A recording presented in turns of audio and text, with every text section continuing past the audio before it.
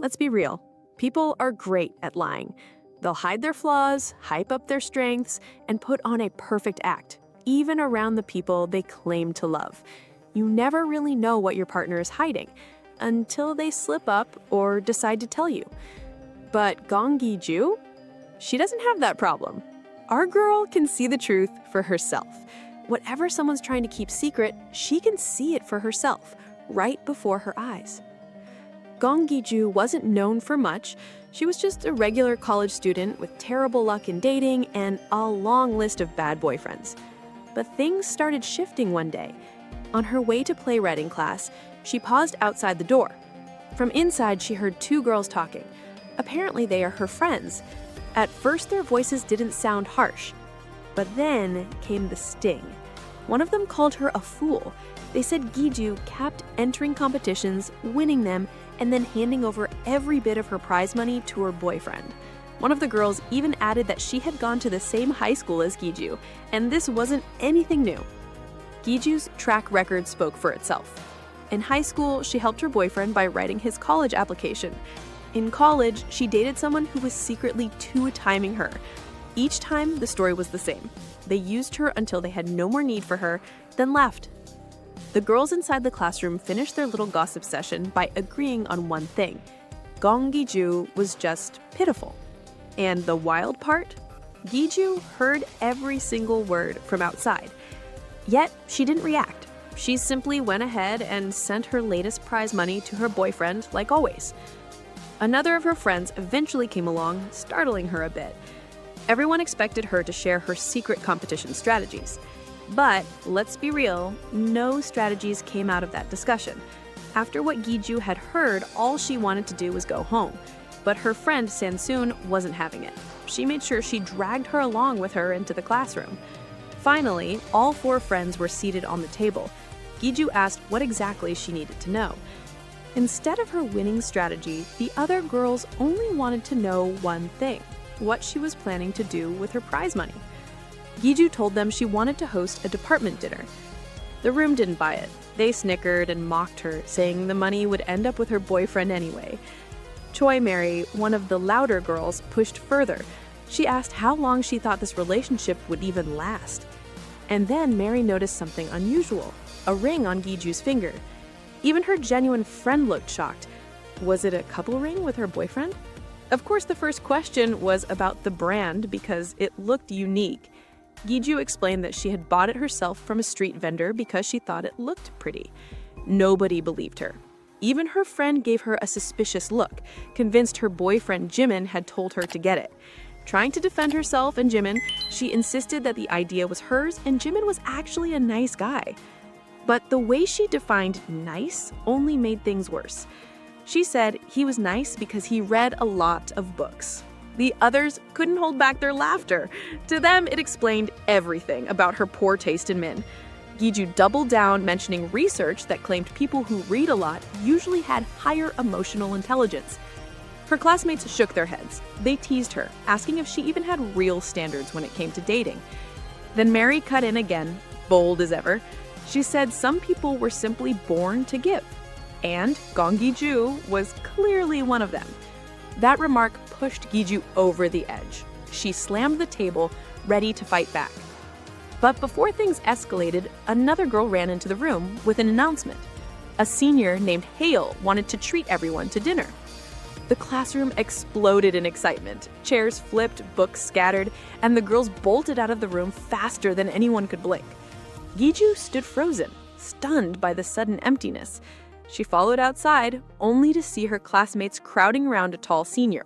They surrounded him like he was a celebrity. It turns out this was Hale, the legendary senior.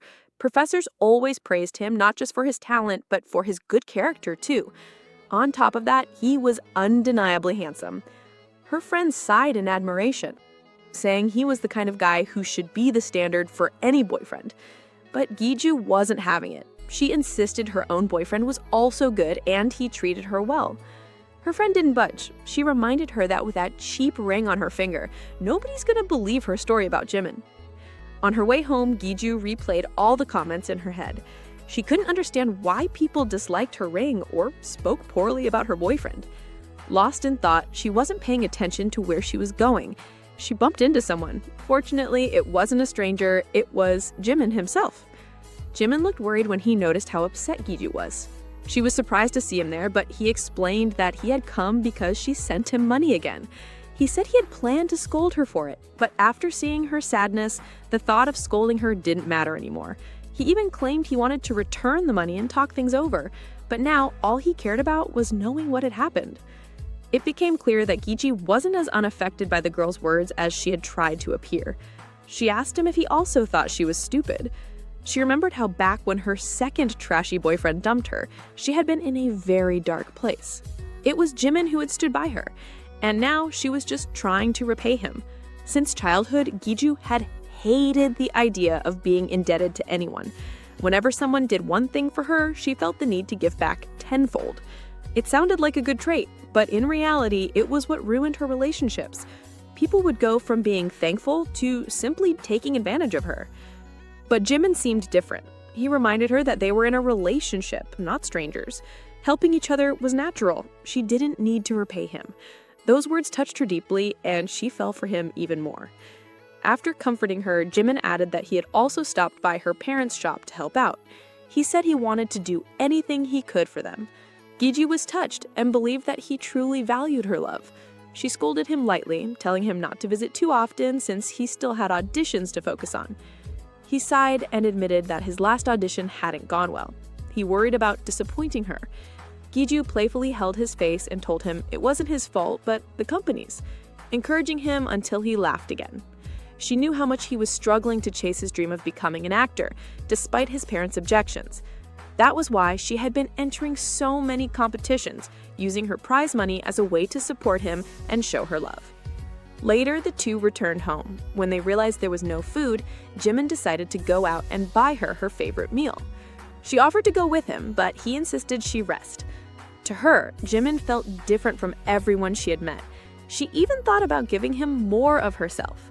She went online to buy lingerie, planning to surprise him during their upcoming 100-day anniversary trip. She wanted him to be happy, and she was ready to give him her first time. While shopping, she heard a sudden vibration. Jimin had left his phone behind. Curious, she picked it up. What she saw broke her heart. A message from Jimin's friends popped up. She opened the group chat only to find that the men had been mocking her. Every picture and message she sent him had been forwarded to them. They laughed at her behind her back.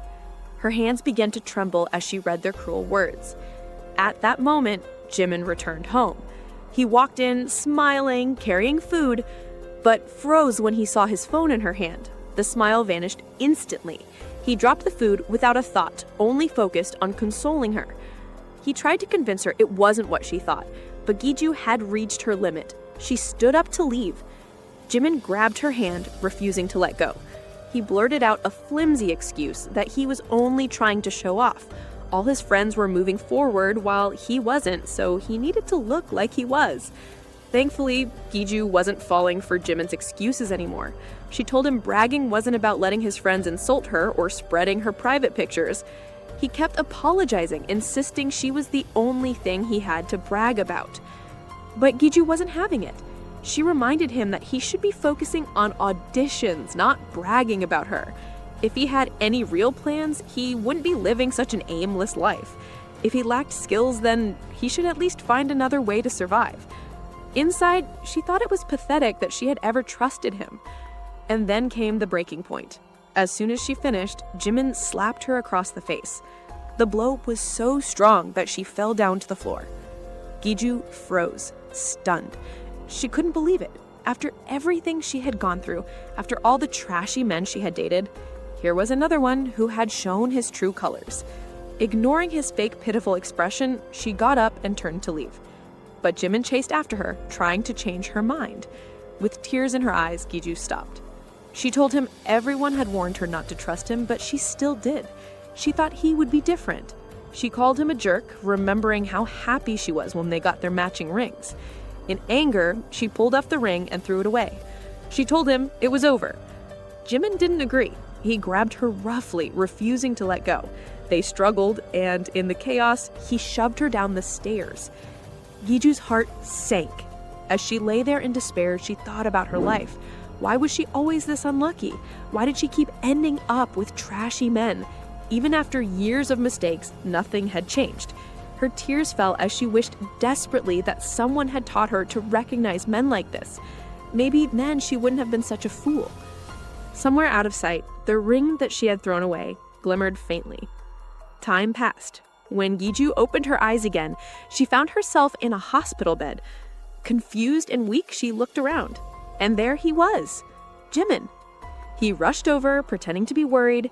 He knelt, apologizing over and over, putting on his usual pitiful act. But this time something was different. Giju stared in shock, not because of his apology, but because pink boxes had appeared floating around his head. She read them carefully. They weren't random words. They were reviews. Still, she wondered if she was dreaming, or maybe hit her head too hard when she fell down the stairs. Because now, above everyone's head, pink stars floated with words beside them. Her name was even among them, displaying things she herself often said. The other names there were also familiar. They belonged to Jimin's ex-girlfriends. What was going on? Jimin, of course, had no clue that his secrets were exposed. He grabbed her hands again, begging her not to break up. He said what happened wasn't that serious, blaming her for making him angry. According to him, pushing her was just a mistake. Giju recoiled, disturbed by how quickly he twisted the story. She pushed his hands away.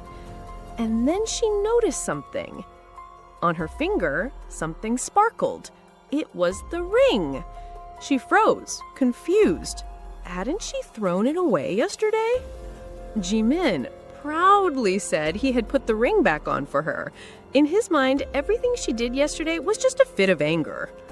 Giju stared at him, asking if he really believed she only wanted to break up because she was angry. Of course, he didn't answer. Instead, he mumbled something about looking for the doctor and ran out. Classic move, selfish to the very end. Left alone, Giju felt more frustrated than ever. But her bigger worry was the pink boxes still floating in her vision. At first, she thought it was because of her injuries.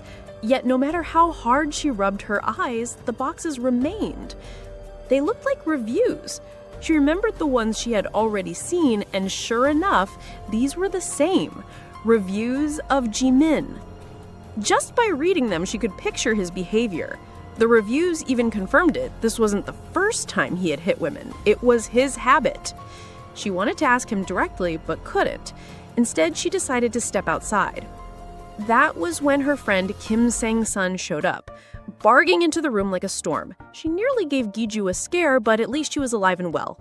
Sang-sun quickly asked if she was hurt. Giju hushed her, reminding her this was still a hospital.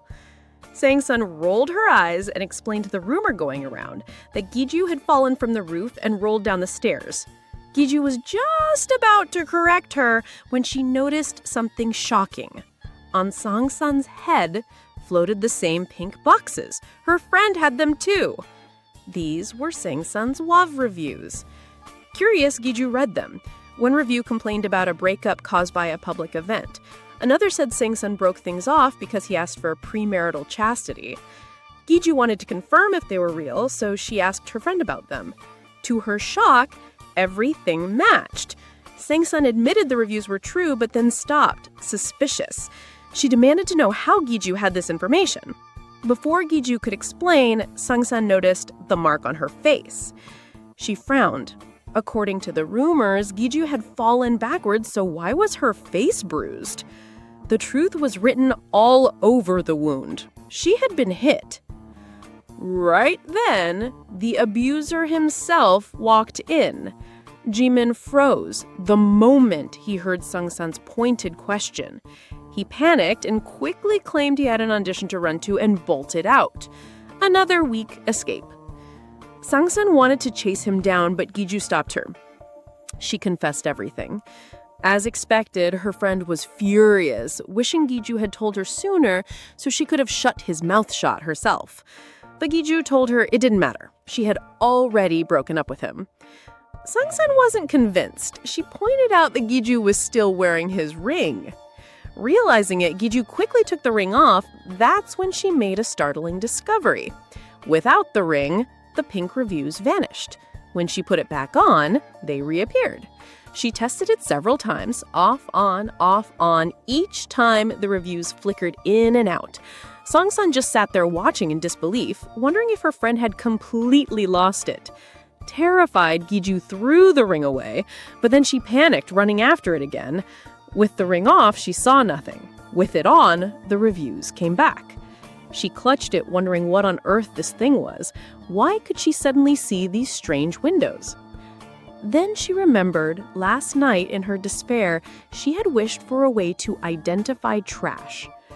It seemed that wish had come true. Beside her, Songsun was spooked. She backed away, muttering that she understood Giju's pain, but she looked completely crazy yelling at a ring.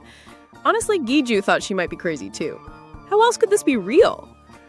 Soon after she was discharged from the hospital, holding the mysterious ring tightly, she decided there was only one place she could go for answers: the shop where she bought it. On her way, Giju ran into none other than her ex, Jimin, the human definition of scum. He tried convincing her she had no reason to break up with him. After all, he had apologized, hadn't he? Giju wondered if she had been possessed back then to ever fall for his act. Jimin claimed he couldn't live without her, and honestly, he wasn't right. He literally couldn't survive without her paying his rent and beating him. She pointed this out. Predictably, he got defensive. Knowing she had to be more forceful, Giju asked him if paying his next rent would be enough to buy her freedom from his cozy. That hit his pride. Jimin raised his hand, ready to slap her again. Giju shut her eyes, bracing for it. But the slap never came. Instead, she heard a loud thud. Opening her eyes, she saw that Jimin had crashed into someone, dropping his package in the process. And that someone turned out to be none other than Senior Hale, the tall and ridiculously handsome star of her department. Jimin tried to keep up his tough guy act for a second, but one look at Hale standing in front of him was enough. He panicked, pretended to take a fake phone call, and bolted. Not before muttering that they were just lucky he had somewhere to go. Classic coward exit. That left Giju alone with her senior. She noticed his broken package on the ground and promised to replace it, but Hale didn't seem bothered by that. He was more concerned about the situation he had just witnessed. He even offered to walk her home in case Jimin came back. At that moment, Giju remembered Sungsun's constant praise of Hale. Skilled, good character, excellent reputation, and yes, easy on the eyes. Seeing him now, she had to admit the rumors checked out. But just as she was starting to think maybe he really was perfect, something popped up that flipped everything upside down. His love review. Giju couldn't believe it. Sang-soon, who never ended things well, still had a rating of 3.5. Even Jimin, the abusive loser, sat at 2.0. So how on earth did the perfect senior have a rating that low? And the rating? A shocking 0.5. Curiosity got the better of her. She stepped closer to check the reviews, and what she saw nearly floored her. Whatever was written there, it was bad enough that she couldn't even look him in the eye anymore. She quickly handed him his box back and promised she'd replace it. Haeil smiled and said he knew her. Before she could panic, he explained he'd seen her name on banners all over campus. Then he introduced himself properly, and they shook hands. Still, he was clearly concerned about what had just happened with Jimin. Giju tried to brush it off, assuring him Jimin was just an ex. But inside, she was dying of embarrassment. Haeil didn't seem convinced. He spotted the ring on her finger and told her to take care of her own business first. She scrambled to cover herself, saying she was just passing by and checking out the toy store nearby. Right, because nearly getting slapped by your ex in public is such a normal stop on the way to shop for toys. She knew if she admitted the truth, that she and Jimin had bought couple rings here, she'd look like a complete fool. Before she could dig herself deeper, Hale's friends arrived, and he left with them. Giju knew it must have looked ridiculous. Here she was, wearing a couple's ring while swearing Jimin was her ex. But she didn't have time to dwell on it. She needed to figure out what was going on with this ring. So she went straight to the shop where she'd bought it.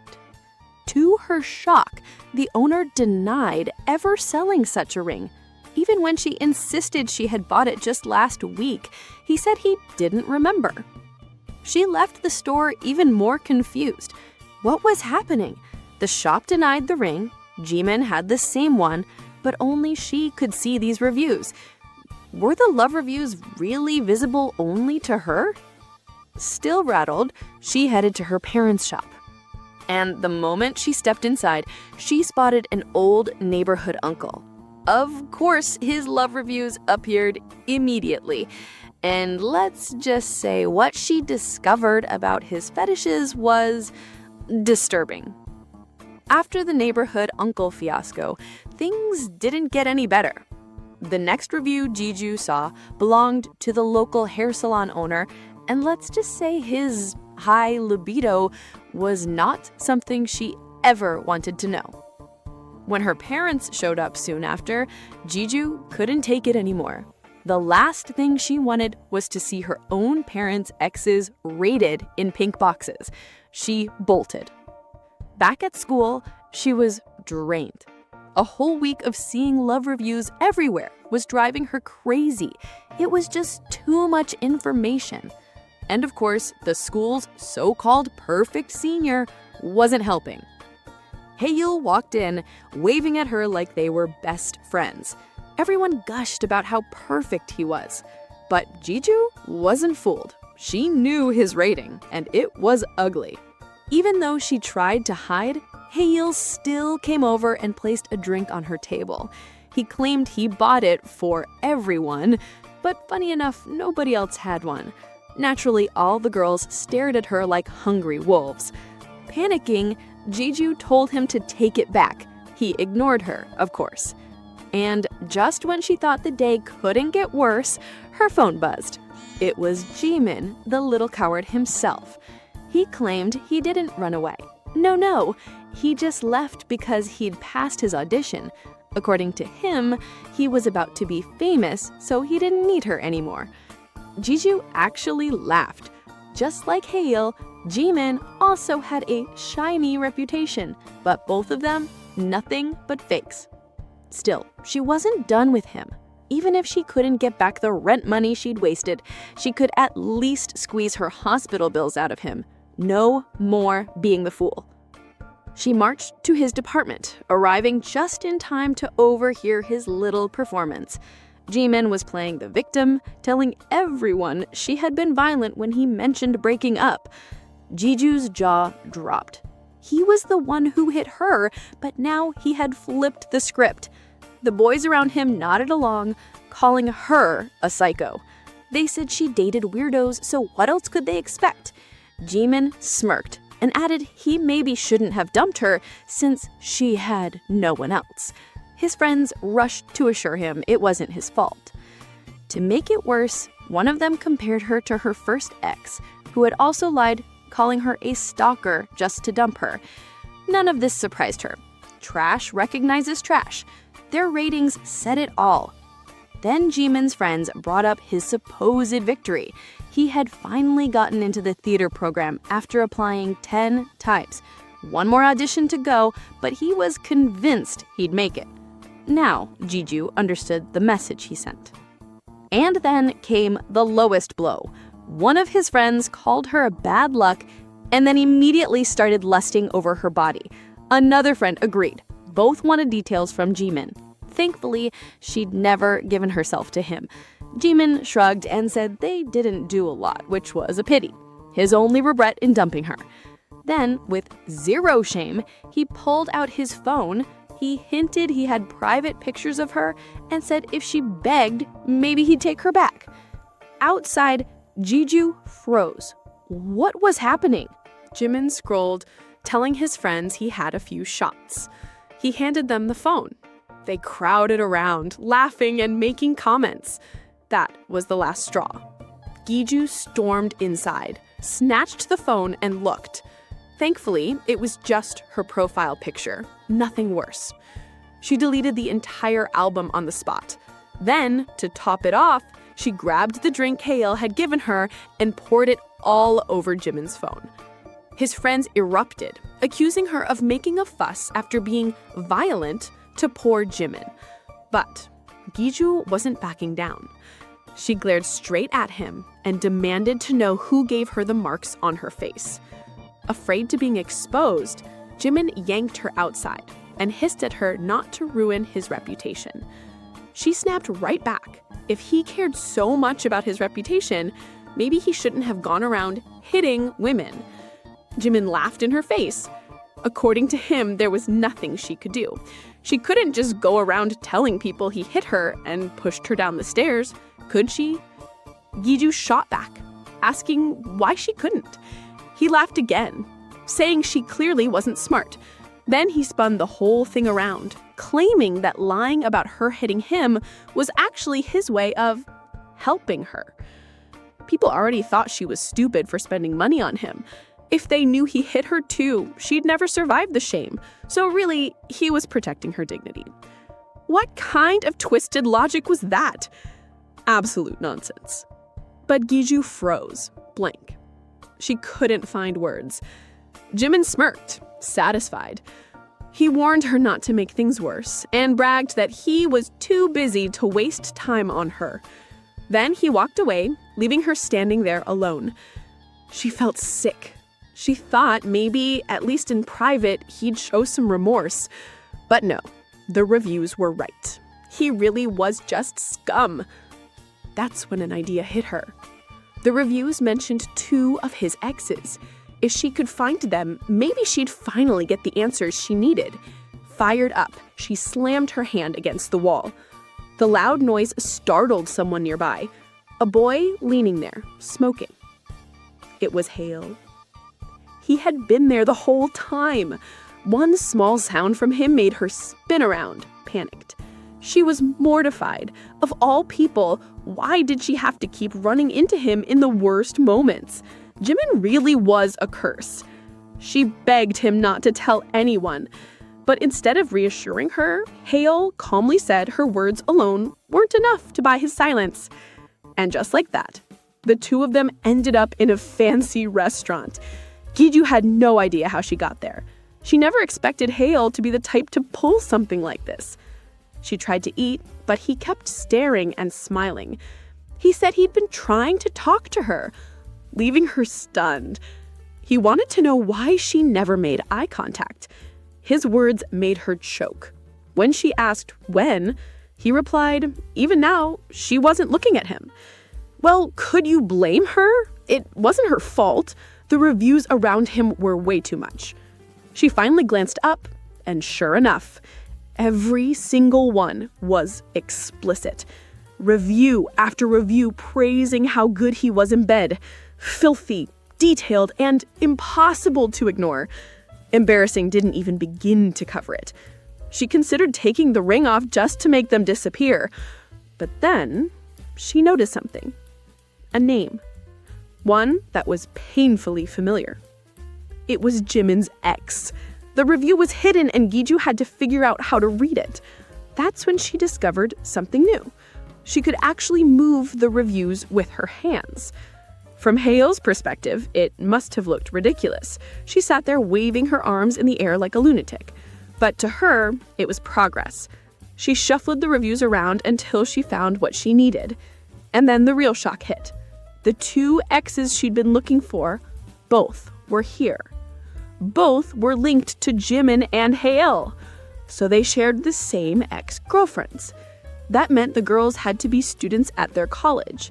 And if that was true, Hale might have their contacts. Lost in thought, Giju didn't notice she was leaning forward, her chest pressing right up against him.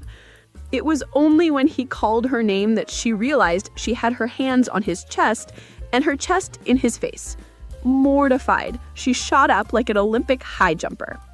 She apologized, stammering that she had been distracted. He told her it was fine and asked what she was thinking about. And Giju decided to be honest. She asked if he knew someone named Ga Young Song or Kim Ji-hae. Giju wanted to reach out to Jimin's exes, but she didn't have their contacts. Hae-il casually said he knew them.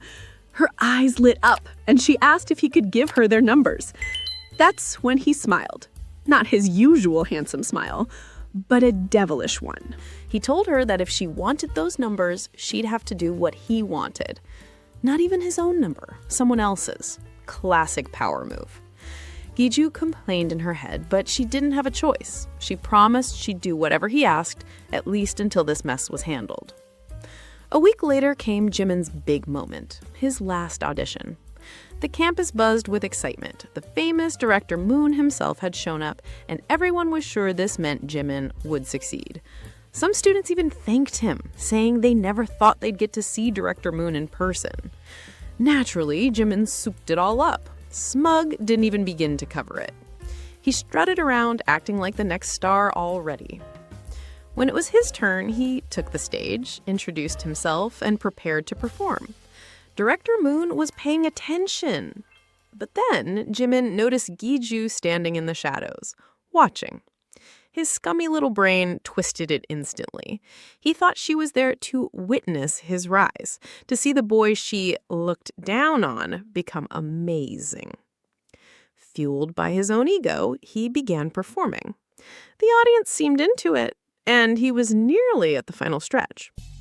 Except he never got to finish, because right then, two girls stormed into the auditorium. His exes, Song Ga-young and Kim Ji-hae. And let's be clear, they were not there for a friendly visit. Jimin's jaw dropped. The students whispered, wondering who these girls were and why they had barged in. The two exes mocked Director Moon, ridiculing his judgment for considering someone like Jimin. Chaos erupted. Staff tried to block them, confused about who had even let them inside. Backstage, Hae-il proudly dangled a key. Mystery solved. Director Moon was furious, demanding to know what was going on. Giju stepped up beside him, calm but firm. She told him this was exactly what he'd face every day if he accepted Jimin. By then, the exes had reached the stage. Jimin, still pretending to have control, demanded to know what they were doing. Ji-hae smiled sweetly, said they just came to say hi, then slammed her fist right into his face. She wasn't just any girl. She had been president of her college's taekwondo club. Stunned, Jimin blurted that athletes weren't supposed to hit people. Ji-hae shot back that she hadn't touched him when he first beat her while he was drunk because she was an athlete. But now she'd quit sports. Translation? No rules holding her back anymore. She raised her fist again, but Seong-yae stopped her. Not because she wanted peace, but because she wanted in.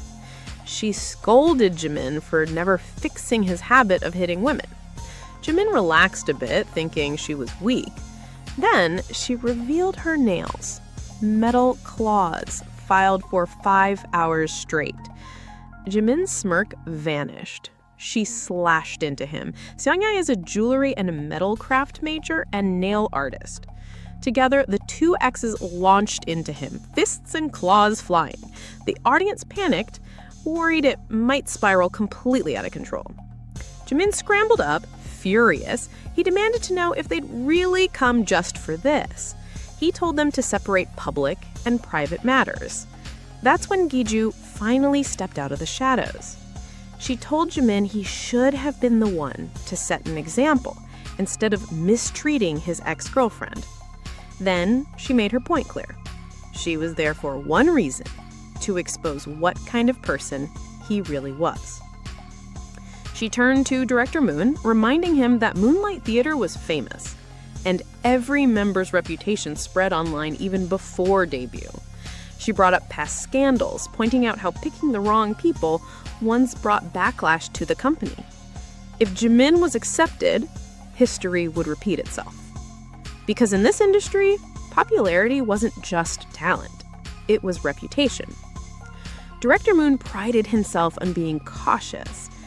For him, an actor's personal life mattered at just as much as their talent. So Giju asked straight out, did he really plan to cast someone as problematic as Jimin?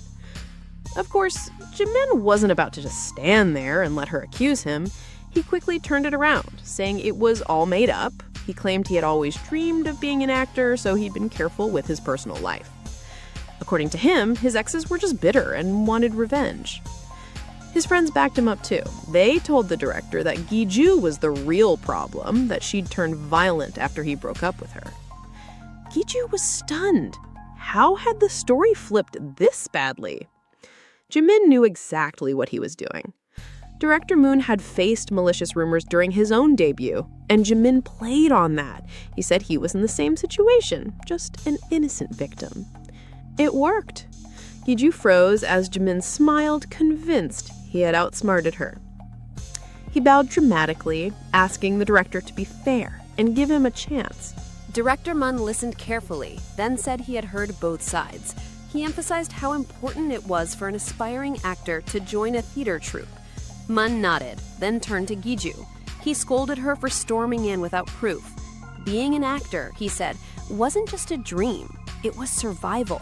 Whatever issues she had with Jimin, it was unfair to drag them here, especially without evidence. And then, to her horror, he was about to announce Jimin's acceptance. Jimin already had a mischievous smirk on his face, like his whole scheme had come to life. That's when Giju spoke up. She asked if evidence was all he needed. Then she pulled out her phone.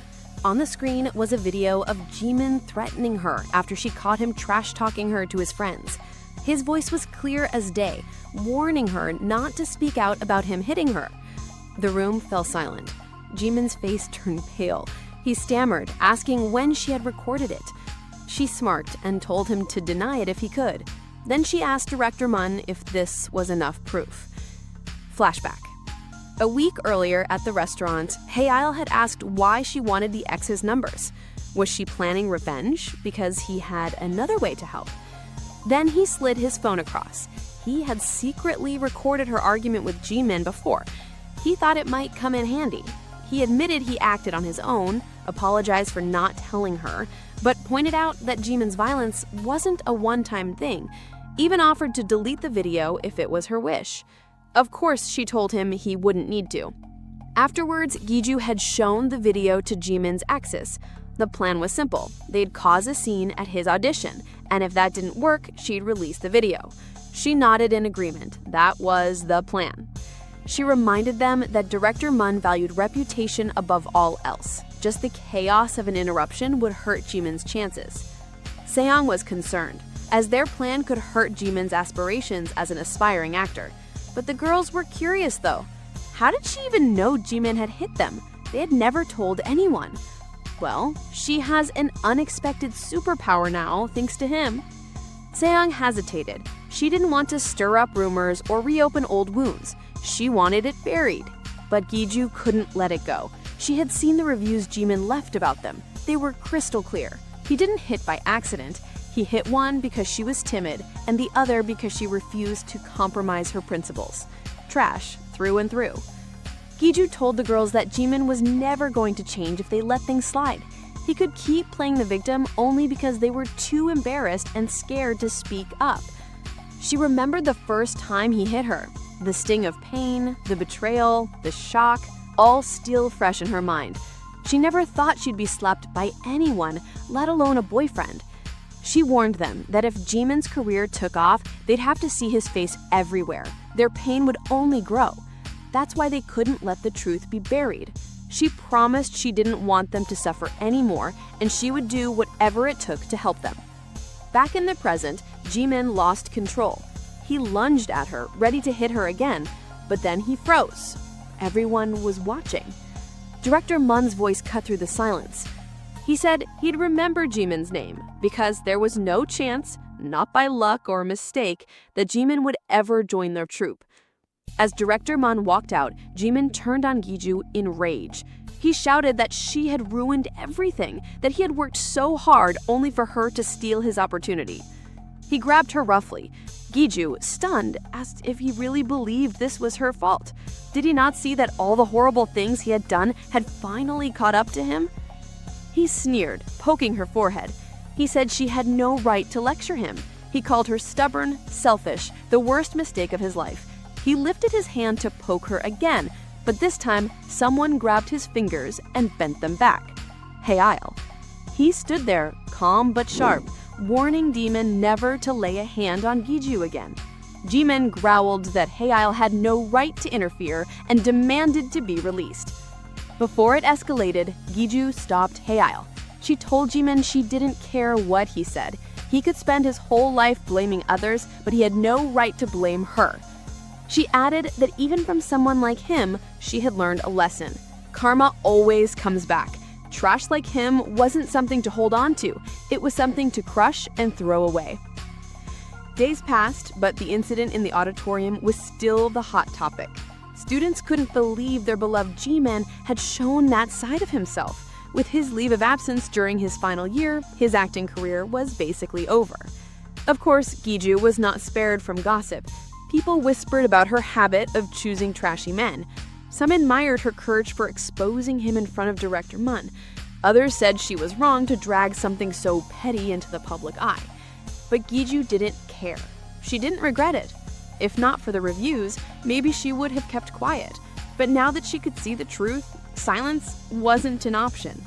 Part of her wanted to throw the ring away. It reminded her too much of Jimin. But then she wondered, without it, how could she keep seeing people's love reviews?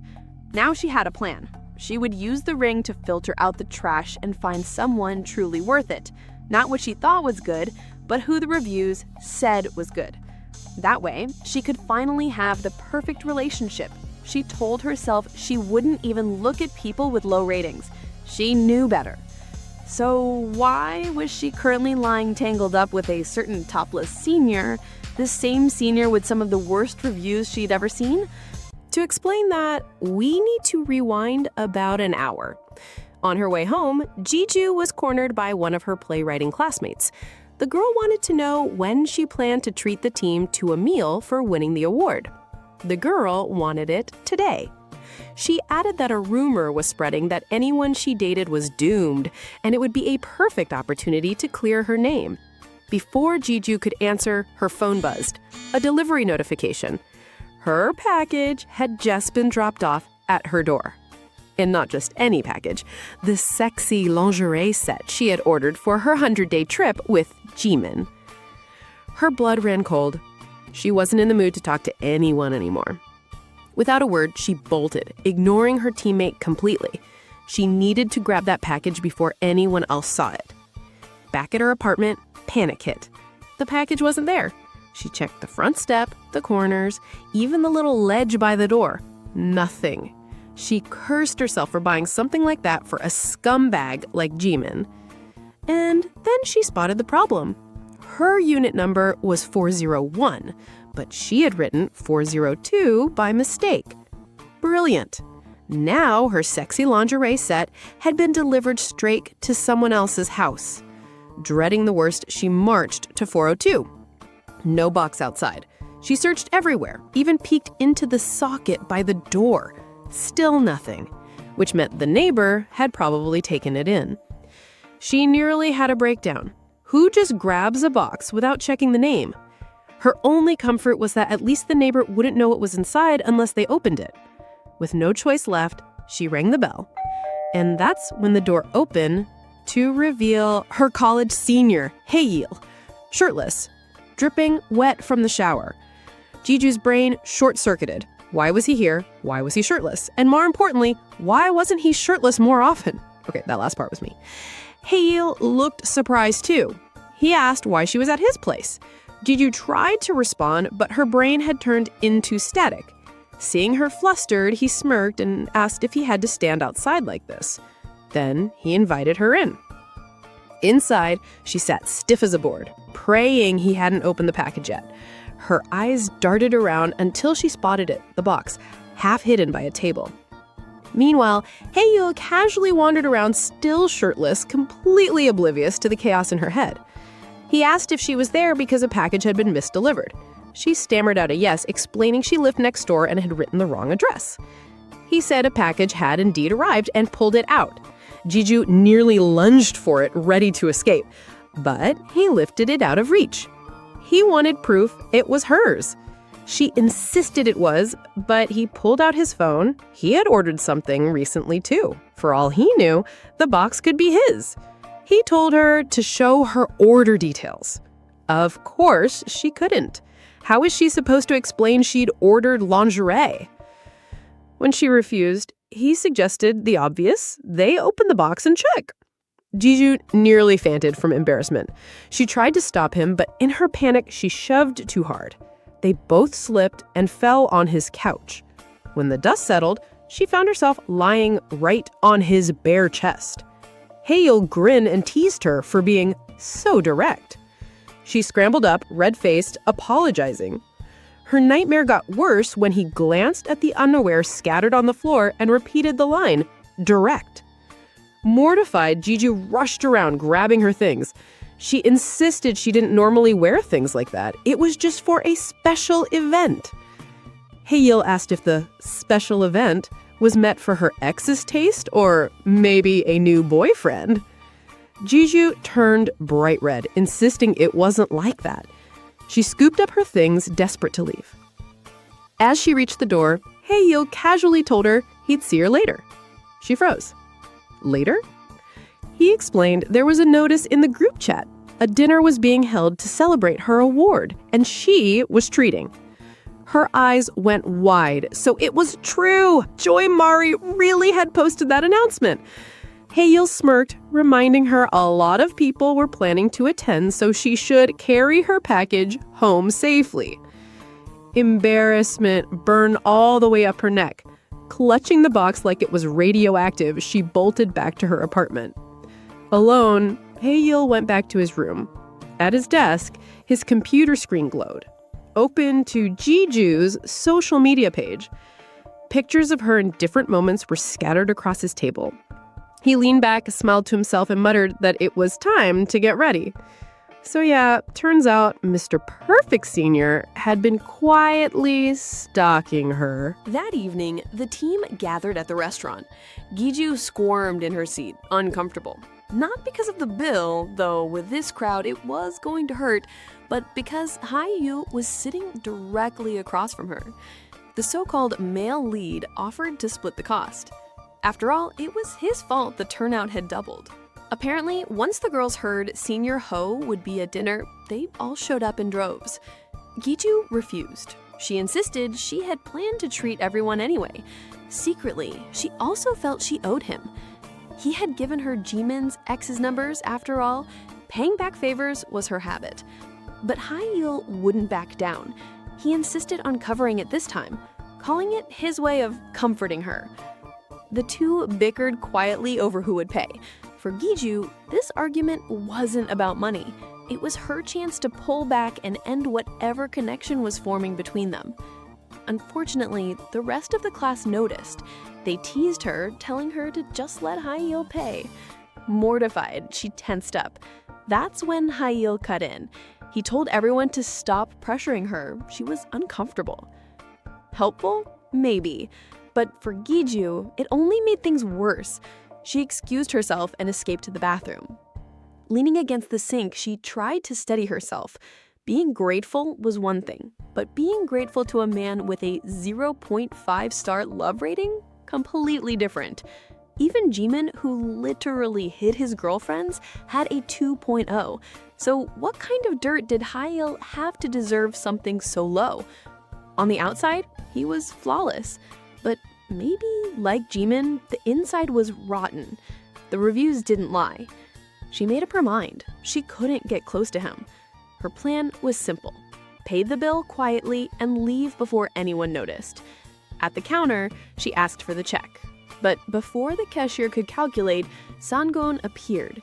She whispered that something had gone down while Giju was gone.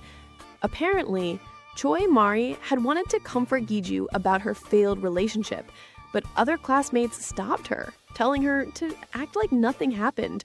They reminded her of how noisy the whole scandal with Giju's ex had been.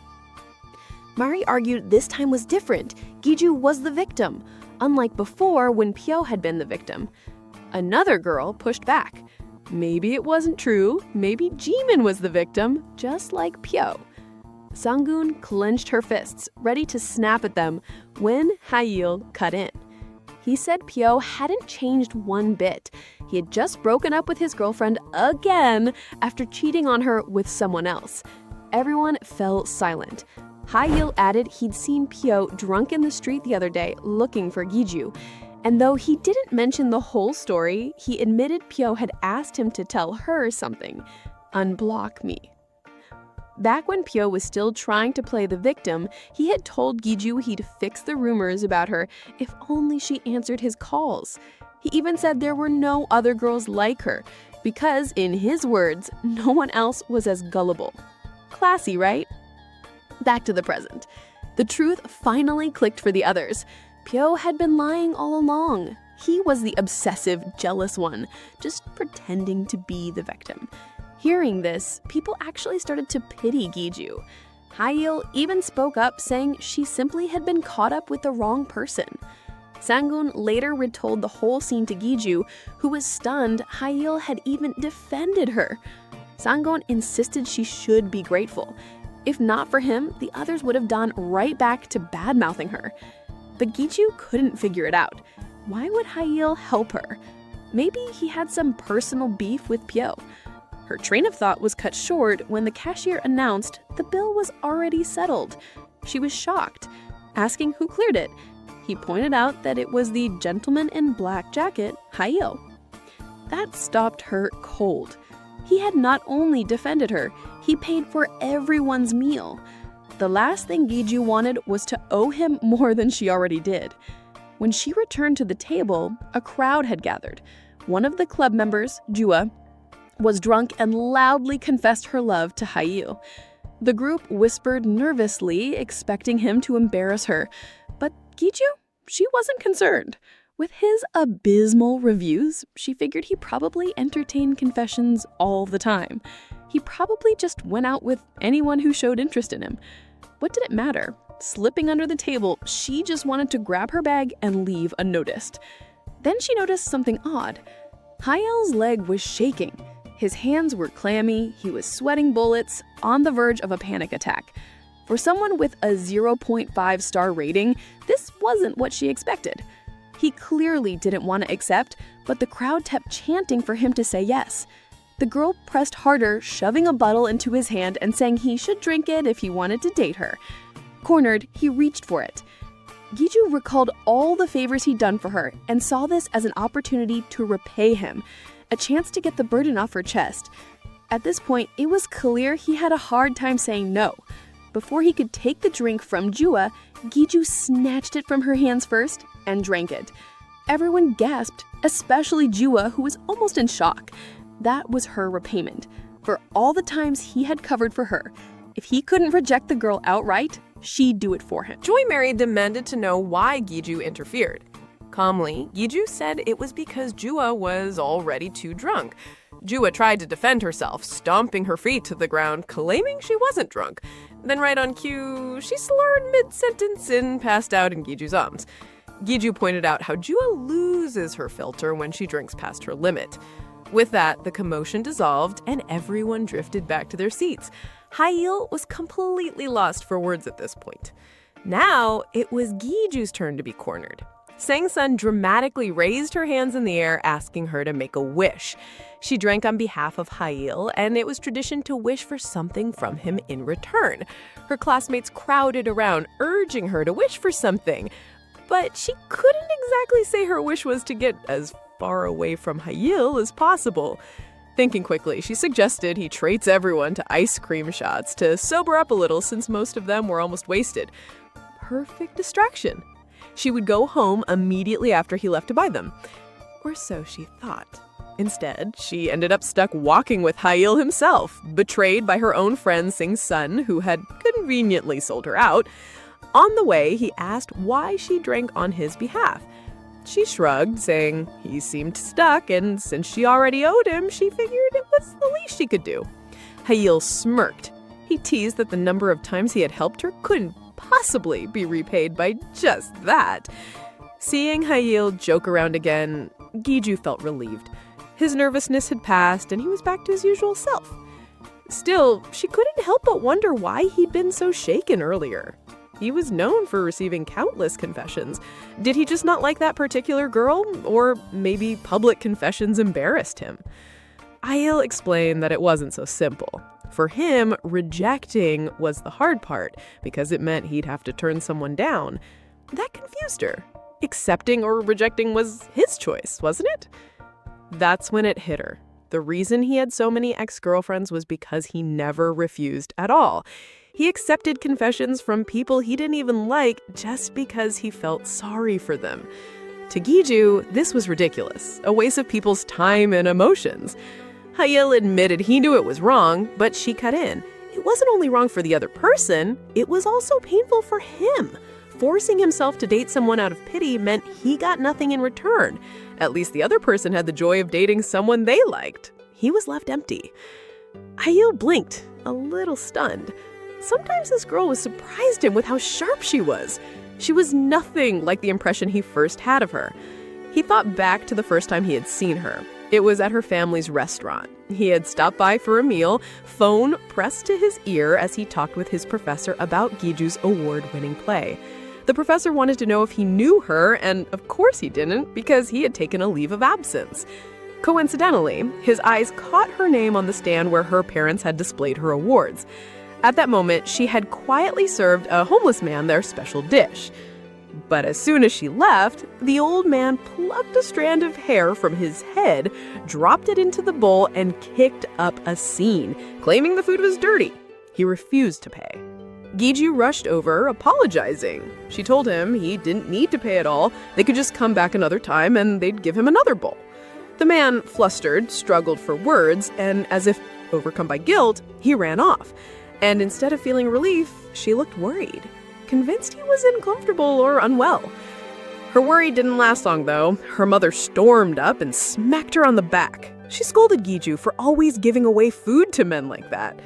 Giju tried to explain that there was hair in the dish, but her mother pointed out the obvious. The hair didn't even match her own.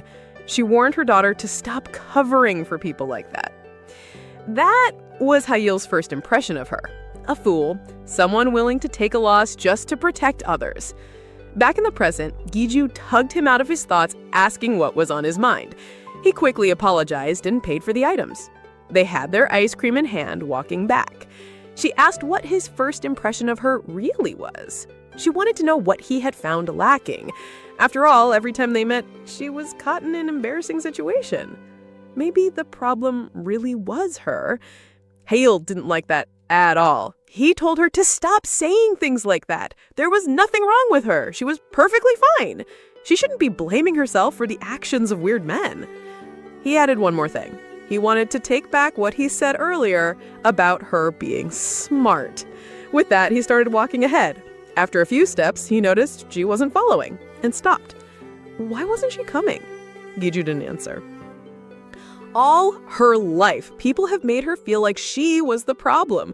Yet here was this strange senior, someone who barely knew her, saying there was nothing wrong with her at all. And somehow that felt comforting. Touching, even. Giju suddenly started crying, which completely startled Hayeol. He rushed over, panicking, asking if something was wrong or if he had messed up again. Through her tears, Giju quickly reassured him. It wasn't that. She had just been caught off guard. Someone she least expected comforted her, and it moved her more than she realized. And then something strange happened. Out of nowhere, a glowing bar popped up in front of Hayeol. Giju blinked, stunned. Reading it made her jaw drop. It read, "Affection level increased." Affection level increased? What was this, a dating sim? And who exactly was writing this stuff? Before she could process that, another box appeared. This one announced, "New information about Hayeol." Giju stared, confused. Who even wanted this info? And what kind of update could it be? Her question was answered almost immediately. A new screen flashed up, revealing who Hayeol's next partner was going to be. And to her horror, the picture staring back at her was her own. Yep, according to whatever the system was, she was destined to be Hayeol's next partner. Gong Giju froze, her thoughts spinning in confusion as she stared at Hale. What on earth did he mean by that? She screamed in her head. Hale turned slightly, a small grin curling on his lips, almost as if he could hear what she was thinking. Her heartbeat quickened. She didn't understand. Interest? What kind of interest? What exactly was he trying to say? She kept staring at him, unsure of what to do or how to react. Then, without looking back at her, Hale turned around and said calmly that they should head back. Giju swallowed hard, still standing there, lost in thought. Her eyes stayed on him as a single question echoed in her mind. What did that even mean? They were back in the restaurant, but Giju couldn't stop staring at Hale. Why did that strange pop-up screen appear out of nowhere? It hadn't shown up before. Was it because her affection level toward him had gone up? The thought made her cheeks burn. At that moment, she remembered how kind he had seemed earlier, the way he'd spoken, calm and gentle, and her heart fluttered slightly before she quickly slapped her cheeks with both hands. Snap out of it, she muttered to herself. How could she think that way after seeing all those bad reviews about him? She bent her head down, trembling in disbelief. How could she have let her guard down just because he said a few nice words? After a moment, she sat up straight, her face full of determination. Interest or not, I'll just ignore it, she thought. She grabbed a pen and began scribbling on the plate in front of her as if to seal the decision. She had to stay away from him. Nothing good can come from getting close. But just as she finished writing the word interest, someone beside her read it aloud in surprise. It was Sang-sun. Giju's eyes widened and she tried to cover the plate, but it was too late. Sang-sun tilted her head and asked what it meant. Giju stammered nervously, saying it was just an assignment. Sin-sun walked over and sat in front of Giju, asking if the assignment was from Professor Lim's class. She mentioned that she had heard that he was now in charge of the freshman mentorship program. The words made Giju freeze for a moment. Her heart raced as her mind repeated the words, mentorship? Professor Lim? Before Sun-sun could say anything else, Giju suddenly lit up with excitement. The realization hit her all at once. If she joined the mentorship program, she could actually get direct feedback from Professor Lim himself. Professor Guangyan Lim wasn't just any lecturer. He was one of the most respected names among the playwrights professors, someone Giju had admired for years.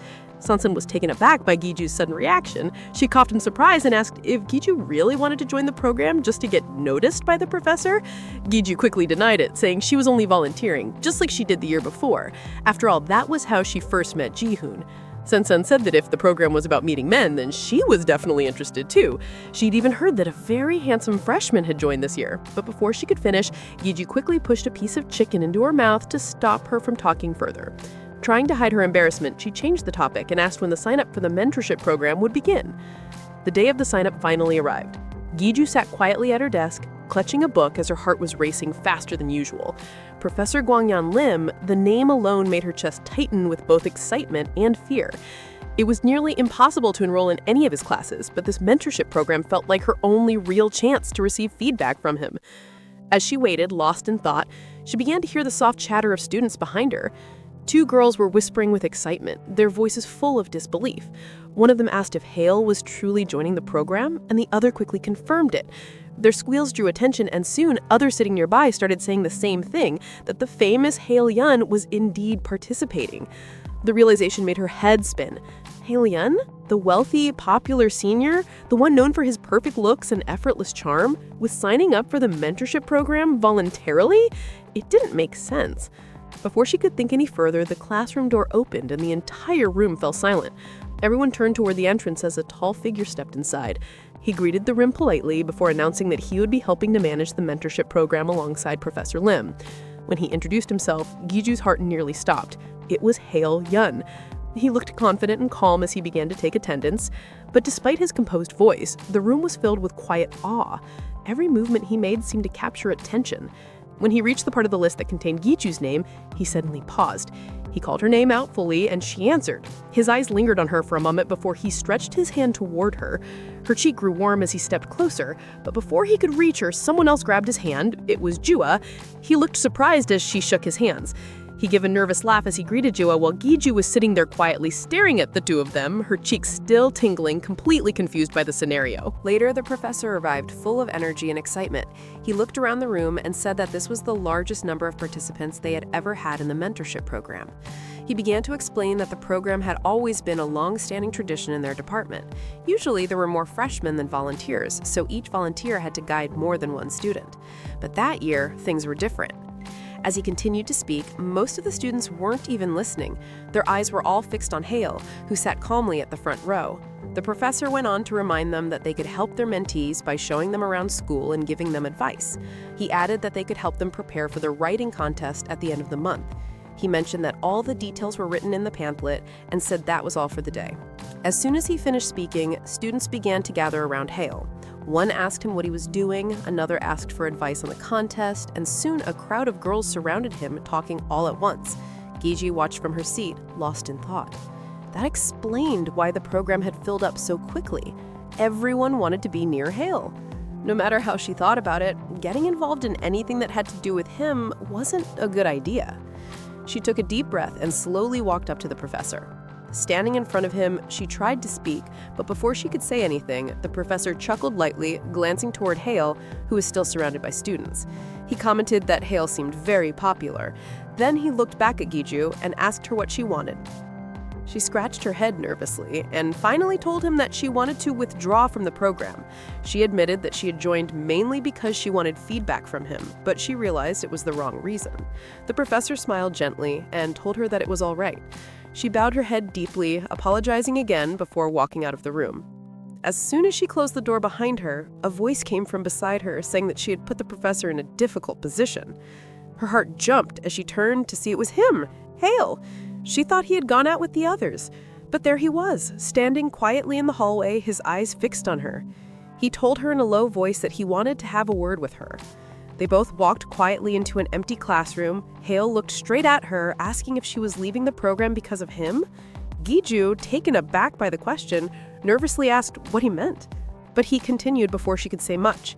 He told her that he already knew she didn't like him, and her eyes widened in surprise. He said that he had noticed how uncomfortable she was from the very first time they met. She stood still, her gaze falling to the floor, unable to meet his eyes. He reminded her of the night at the bar, how she kept looking for the right moment to leave. He asked if he thought he wouldn't notice something that obvious. She had always thought he was just the type to smile and pretend not to care, but it was clear now that he had seen through everything. He stepped closer, his tone softening slightly. He said that he understood why she might feel uneasy after all that had happened with her exes, but it wasn't fair to leave the program when the professor had nothing to do with it. She looked up at him then, confused and a little defensive. Did he really think she disliked him because of her past relationships? That wasn't it at all. Honestly, it was because of the awful reviews she had seen about him.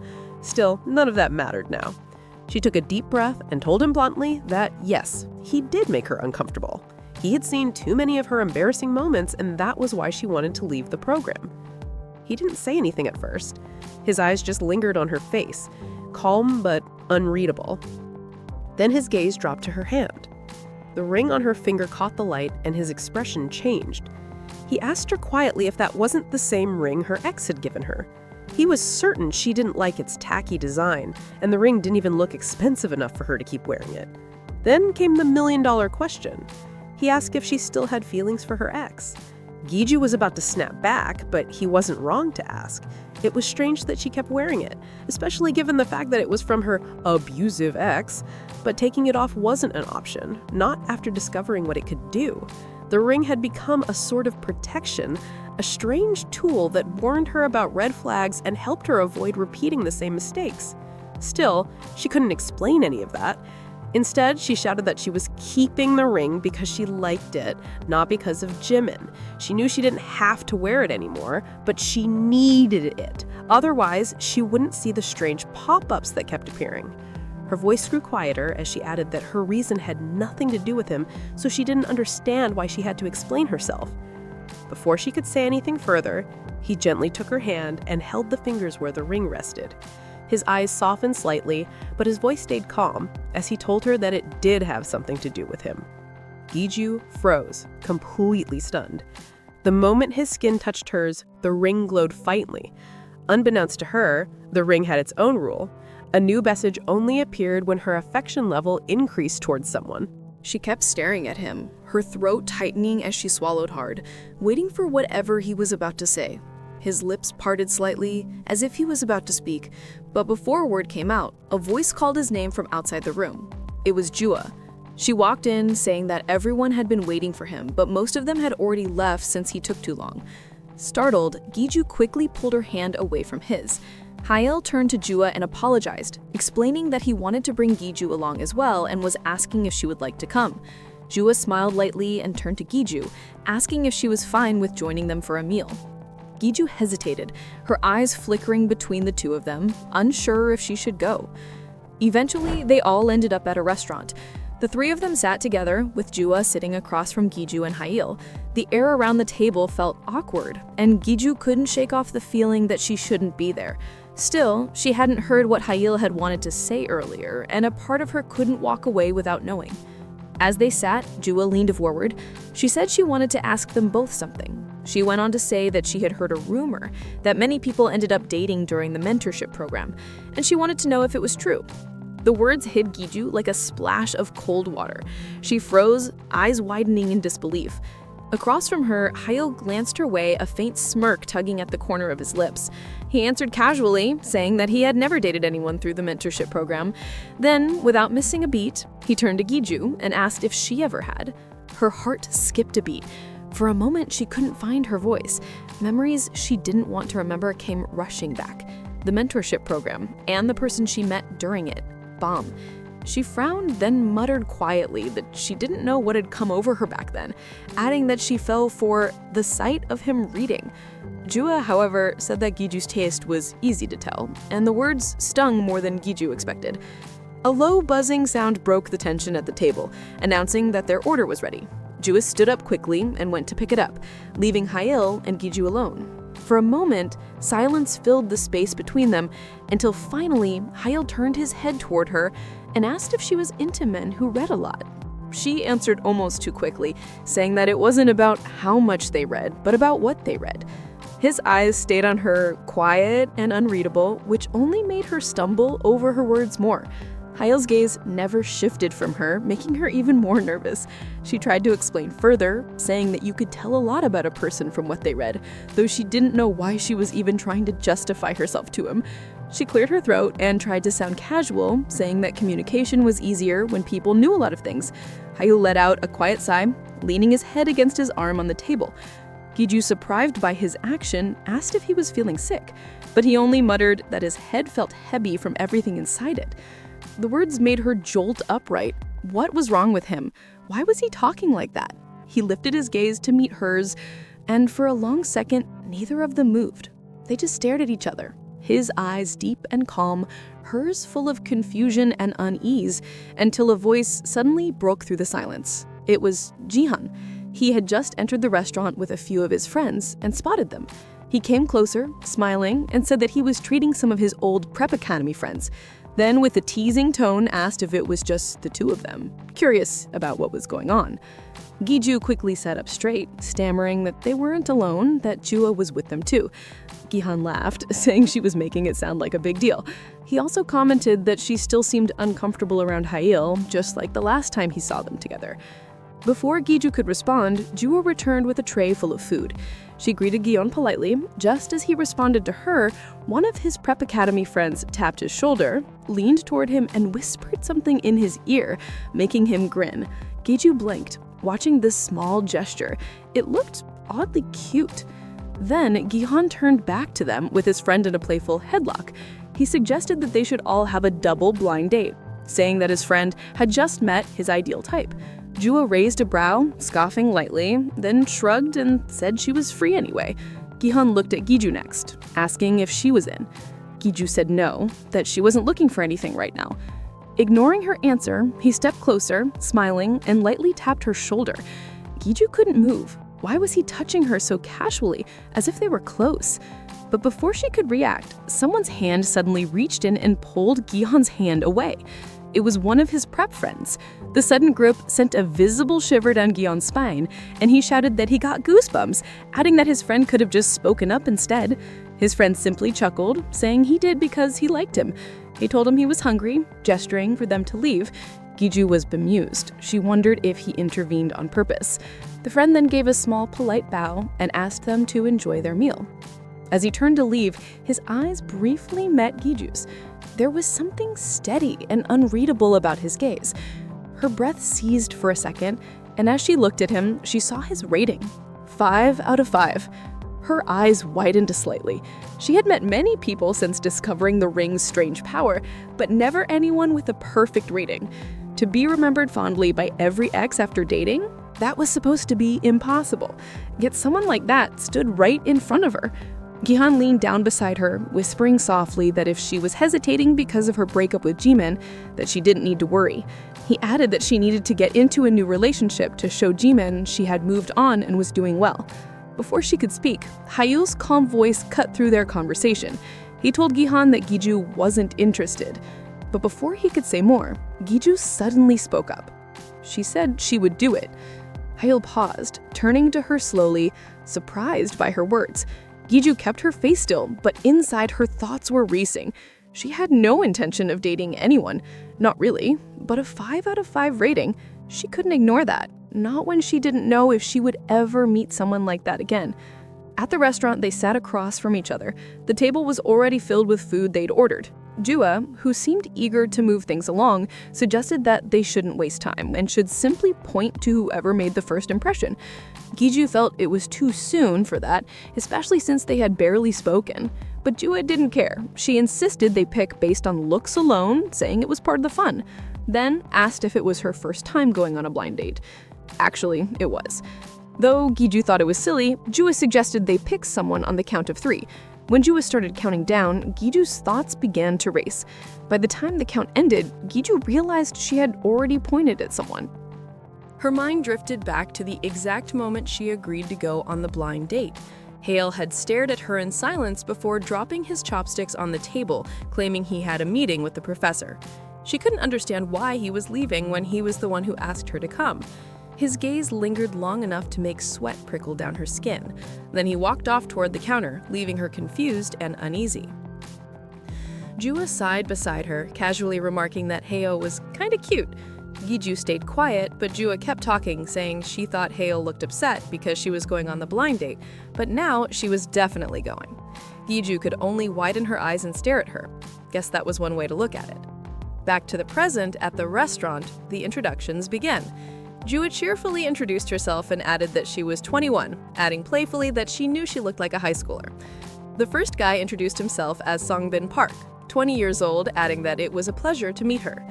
The other, the one with the perfect 5-star rating, said his name was Minja Mol, also 20. Giju, surprised by his age, introduced herself and added that she was 22. Her mind flashed back to that moment when they were told to point at whoever made the best first impression. The other guy, Songbin, was about to point at Giju when Minjae shoved his hand away, forcing him to point at Jua. Giju had pointed at Minjae, and, to her surprise, he pointed right back at her. A quiet sense of relief washed over her. At least they both felt the same way. Jua quickly stood up, grabbed Songbin by the arm, and pulled him along, saying that since they already had their pairs, they should go their separate ways. Songbin tried to argue, but Minjae only waved back with a calm smile, while Jua thought she'd rather have fun with someone who actually liked her. She planned to forget all about Hale and have fun. After they left, Minjae turned to Giju and suggested they head out too. She agreed and asked if he had somewhere in mind. Without a word, he led the way, and soon they arrived at a bookstore.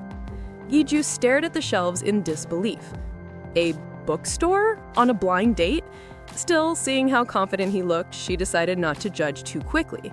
He noticed her cautious tone and told her she didn't need to be so formal with him, calling her Nuna with a teasing grin. Nuna is a Korean term used by males to refer to an older female. After a brief back and forth about their age difference and who should be formal with who, she finally gave in, agreeing to be informal, and he laughed softly. She watched him for a moment. He was easy to talk to, smooth, calm, and surprisingly good at leading a conversation. Then he caught her off guard again, asking if she had read Haeyeon's new release. She nodded, saying that Haeyeon was one of her favorite authors. He smiled, saying they had that in common. She told him her favorite book from him and asked which of Haeyeon's works he liked best. He mentioned that his favorite book was actually from a different author, then reached into the romance section and pulled out a book. Giju was visibly surprised by his choice, and he went on to mention that it was the first web novel he had ever read. Then he asked her whether she didn't think web novels counted as real literature. That question made her pause. It wasn't that she didn't think so, it was just complicated. Her thoughts drifted back to the day her parents celebrated her becoming a published author. Her father had cried, her mother had smiled so proudly. She remembered telling them not to make a big deal out of it because it was a web novel, saying I was using a pen name because it was embarrassing, warning them not to tell anyone. Her father had scolded her, saying she was hurting her readers' feelings. And that was the first time she truly realized she even had readers. And that's how all her relationships began. She remembered one time a boy from her class cried while reading. The teacher asked if he was moved by his own essay. Then later, it turned out he was crying while reading her work. She had mistaken those tears for love. That had been her first boyfriend. Her next relationship with Byum, and the next one with Jimin, the one she thought would be different, had started the same way. All of it traced back to that one book. Back to the moment when Min-jae was holding the book, smiling as he said he loved the author's warm and caring tone. Giri wasn't really listening. She was lost in thought. Maybe this whole thing was fate. Min-jae noticed her blank stare and leaned in a bit, asking with concern if she had a fever, but her mind was far away. Her mind immediately flashed back to when her friends scolded her about how reading didn't define a nice person, and how they'd always thought Giju had high standards. Also the other night when she tried to defend herself, saying she didn't know what came over her, she just fell for the sight of him reading, and finally to when Hale asked if she was into guys that read. She remembered telling him it wasn't about how much they read, but what they read. Gi-jimin called her name again, but she still didn't answer. Her mind wandered to what she really wanted, a guy who loved her stories, who matched her ideal of a perfect lover and perfect rating. This felt like her one chance, something she couldn't walk away from. He was almost about to call it a day when she finally responded. She called out his name and asked for his number. But before he could reply, a calm and familiar voice came from behind, saying he hadn't known they sold that book there. He said it was his favorite and that it's what inspired him to study playwriting. Slowly, she turned around, and there he was, Hale, looking straight into her eyes. Her mind went blank. Does he know about her book, too? He went on, saying that he had been following the story since the author first started posting it on their blog. Giju's eyes widened in surprise. He was a longtime reader. She never expected that. Before she could even process it, Min-jae cut in, asking if Hale was really a true fan and whether he remembered him from the restaurant. Hale looked at him briefly and said flatly that he didn't recall. The air turned awkward for a moment. Min-jae's face tensed, clearly flustered by the response. Standing between them, Giju felt uneasy. Why was Hale acting so cold toward Min-jae? Just then, Min-jae's phone rang. He stepped aside to answer, and when he came back, he apologized. Something urgent had come up at home, and he had to leave. He asked if she'd be okay. She said he didn't have to worry, that she would be fine, while Hale stood behind her, wondering why Min-jae called her Nuna. He waved at her as he left, promising to treat her to something nice next time, and told her to start thinking about what she wanted to eat. Watching him leave, she blinked, asking herself if he just asked her out on a second date. Hale's voice snapped her out of her thoughts as he asked if that was the same guy she went on a date with, and then added in a cold tone that he seemed to like her. She spun around and asked what exactly he was doing there. He reached for a nearby book, muttering something dismissive about the obvious purpose of a bookstore. She eyed him carefully, confused by the attitude he was giving off. Still, she forced a small smile and said she hoped he found what he was looking for, turning to leave. But just as she took a step, he let out a sigh and said aloud that he was trying to find an important gift for someone and wondered if anyone might help him. She stopped mid-step, turned back and asked quietly if he needed help. He glanced at her sideways and said that Professor Lim had asked him to pick out gifts for the freshmen, and that if she was done with her blind date, then maybe he could use some help after all. She stood in silence, wondering if he ran errands for the professor even on weekends. They moved slowly around the bookstore, checking the shelves one after another. At one point, Hale stopped and bent down to pick out a book that caught his eye. He studied the cover for a moment. It was a book on understanding philosophy. His choice made her flinch a little. It had to be a joke. She frowned and asked if he was being serious, reminding him that the gifts were meant for the new students, not something this serious. But Hale only replied that it would help them broaden their knowledge. Giju stared at him, half amused and half pitying. Who gives a heavy, serious book to 20-year-olds as a welcome gift, she thought. When he reached for another book from the same shelf, she quickly grabbed his hand to stop him. With a sigh, she told him they should check somewhere else instead. She led him to a different section, one filled with cute things like dolls, keychains, and little trinkets. Haeil gave the place a blank look and said he wasn't sure how any of these things would help the students' grades. Still, he quietly went along and started looking through them. Watching him take it seriously made Giju soften a little. Maybe he really did want to get something nice. She decided to do the same and started searching. After a while, she picked up a small keychain and stared at it thoughtfully. Just then, something suddenly appeared in front of her, making her jump back and scream.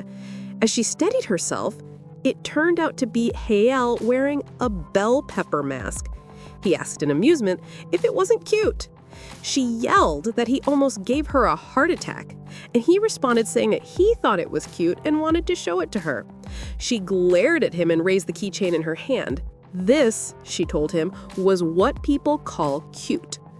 Haeil looked at it for a moment, then said that the tiny bell pepper he was holding was way cuter. She shouted that it wasn't and told him to put it back where he found it.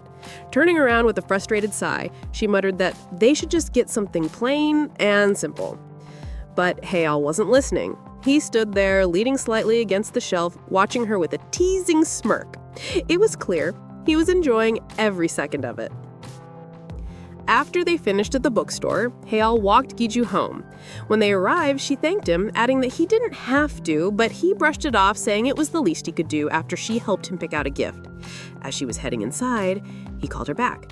She turned around, and to her surprise, he stretched out something toward her, the little keychain she had been holding in the store. For a moment, she just stared at it, not sure what to say. He told her it was a small thank you gift for helping him earlier. Then, with his usual calm tone, he wished her good night and turned to leave. Later that night, as she lay on her bed, she held the keychain close to her chest. She couldn't believe he had remembered something like that so casually. Her heart felt warm, but she quickly shook the thought away. Maybe he was just used to treating girls this way. With a small sigh, she pulled the blanket over her face, muttering under her breath that he was unnecessarily sweet. The next day at school, everything seemed normal until one of Giju's friends suddenly asked if she was dating Haeil Sunbae. The question caught her off guard. She frowned and asked what she meant, but her friend explained that there were rumors going around. Rumors that Giju had gone on a date with Haeil over the weekend. Giju groaned in frustration, insisting it wasn't a date. She was about to explain when she heard two girls whispering behind her. They said she seemed to be more obsessed with boys than they thought. Annoyed, Giju turned toward them and asked what they meant by that. Before she could say more, Jua jumped into the conversation. She frowned at Giju, adding that she had still gone on a date even after their double date. Giju tried to defend herself, saying it wasn't like that she had only run into Haeil by chance and that they were running an errand for Professor Kim's mentorship program. But the girls didn't believe her. They said it sounded like a weak excuse. She told Jua not to make assumptions about things she didn't understand, but Jua only smirked, saying she had seen it with her own eyes. Giju smiling happily beside him at the bookstore, then asking how Giju had managed to get Haeil to go out with her in the first place. She froze, as the other girls began whispering behind her again. One of them muttered, "There's no way someone like Haeil would ask her out first." Jual asked again how she managed to do it, but before she could respond, a calm, confident voice spoke from behind them, asking why not. Everyone turned. Standing there was Haeil Sunbae, a faint smirk resting on his lips. His gaze moved from the girls to Giju before he added smoothly, saying he was the one who asked her out first. Everyone turned to look at him in shock. Jua stepped closer, clearly nervous, and asked why he would say something like that. Haeil calmly explained that he was the one who had asked Giju to help him pick out gifts for the freshmen. He said he had been unsure of what to buy since the books he gave the previous year hadn't been well received. Gihyun playfully grabbed him by the neck and asked if he was seriously planning to give books again, then turned to Giju and thanked her for helping him out. He went on to tell the whole class that Haeil once gave the freshmen a big screenplay guidebook that disappointed everyone. The class burst into laughter and chatter, and Giju couldn't understand why everyone's attitude suddenly shifted. Hale then turned to Jua, saying there were many great gifts available and that she could pick one for herself. Jua blushed, nodded quickly, and hurried out. After that, Hale looked back at Giju and asked if he could sit beside her. She froze for a moment, then nodded, telling him it was fine. Her hands fidgeted under the table as she realized she had once again received his help. She quietly thanked him for clearing things up, and he gave her a small smirk. Then, with a calm tone, he suggested that if she truly meant it, they should get food together next time. Giju hesitated for a moment before agreeing softly. It was the day of the mentor-mentee announcement. When Giju entered the room, she noticed a crowd of students gathered in front of a large chart posted on the wall. She wondered if it was the new seating chart. Moving toward her seat, she couldn't help but think about who her mentee might be, quietly hoping they would be easy to get along with.